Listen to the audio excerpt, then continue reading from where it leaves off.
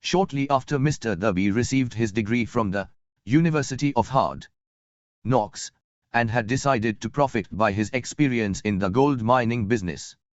He had the good fortune to be present on an occasion that proved to him that no does not necessarily mean no.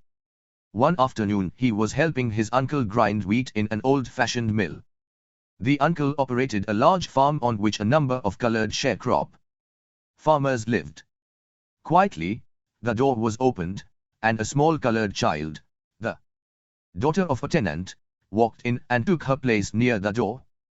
The uncle looked up, saw the child, and barked at her roughly, "What do you want?"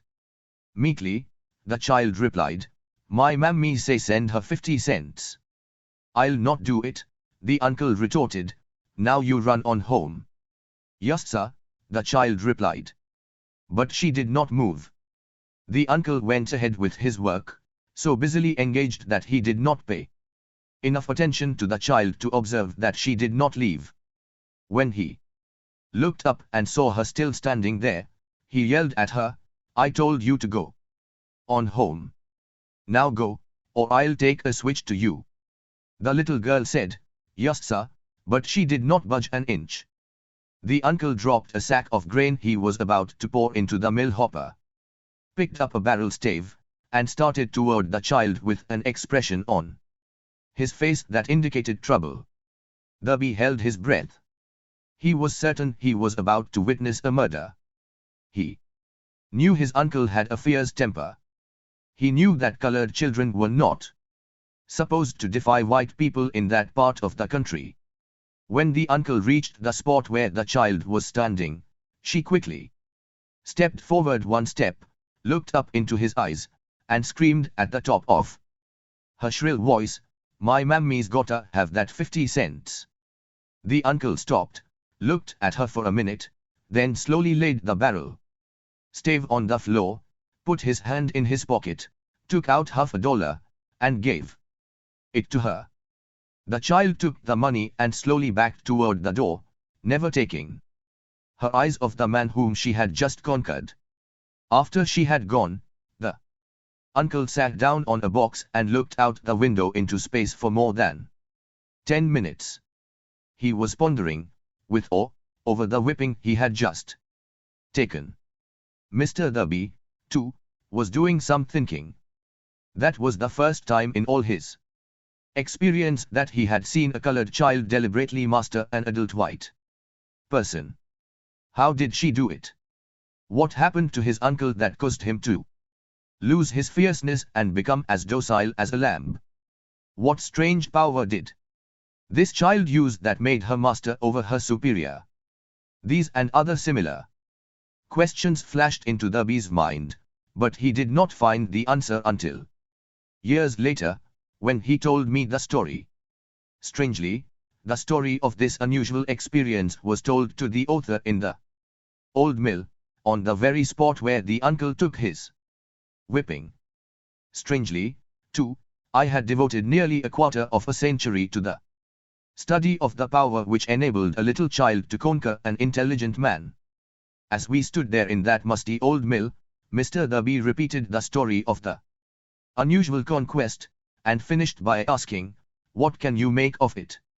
What strange power did that child use, that so completely whipped my uncle?" The answer to his question will be found in the principles described in this book. The answer is full and complete.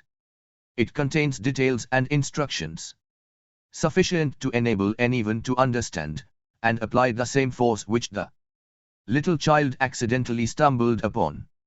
Keep your mind alert, and you will observe exactly what strange power came to the rescue of the child. You will catch a glimpse of this power in the next chapter. Somewhere in the book you will find an idea that will quicken your receptive powers, and place at your command, for your own benefit, this same irresistible power. The awareness of this power may come to you in the first chapter, or it may flash into your mind in some subsequent chapter. It may come in the form of a single idea, or it may come in the nature of a plan, or a purpose. Again, it may cause you to go back into your past experiences of failure or defeat, and bring to the surface some lesson by which you can regain all that you lost through defeat. After I had described to Mr. the power unwittingly used by the little child, he quickly retraced his 30 years of experience as a life insurance salesman, and frankly acknowledged that his success in that field was due, in no small degree, to the lesson he had learned from the child.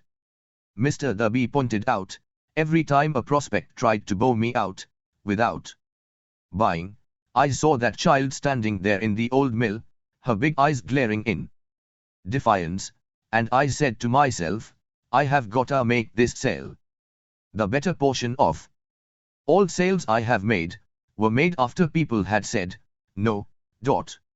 He recalled, too, his mistake in having stopped only 3 feet from gold.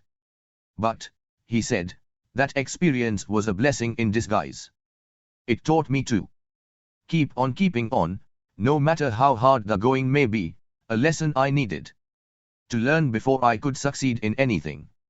This story of Mr. B and his uncle, the colored child and the gold mine, doubtless will be read by hundreds of men who make their living by selling life insurance, and to all of these, the author wishes to offer the suggestion that B owes to these 2 experiences his ability to sell more than $1 million of life insurance every year.